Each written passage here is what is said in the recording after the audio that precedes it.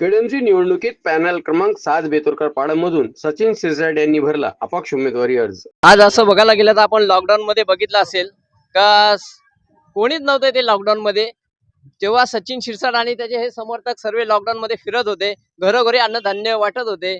आणि आज तुम्ही बघितलं असेल का जे बल्लाडे लोक आता तुम्हाला दिसत आहेत, हे कधी तुम्हाला दिसले नव्हते। 10 वर्ष झाले, 5 वर्ष झाले, आज इलेक्शन होणार होते पण नाही झाले। त्यानंतर हे आता तुम्हाला दिसत आहेत, प्रत्येकाने आपले पोळी भाजायचा कसा व्यवसाय करायचा त्यांनी आता ते ठरवलेलं आहे। आणि त्यामध्ये जास्त दलाल लोक फिरतायत, ते दलाल लोक या बल्लाड्या धनाड्या लोकांना घेऊन फिरतायत।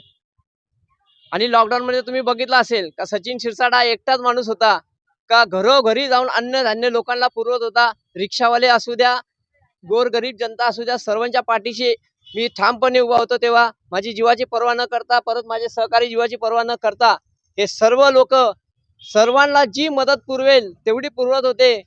काही पण असो, लसीकरण असो, सगळे शिबिर आम्ही लावले या ठिकाणी। आणि आता तुम्ही बघितलं असेल तर अशा लोकांना तिकीट मिळालेत का त्यांचा काही संबंध पण नाहीये।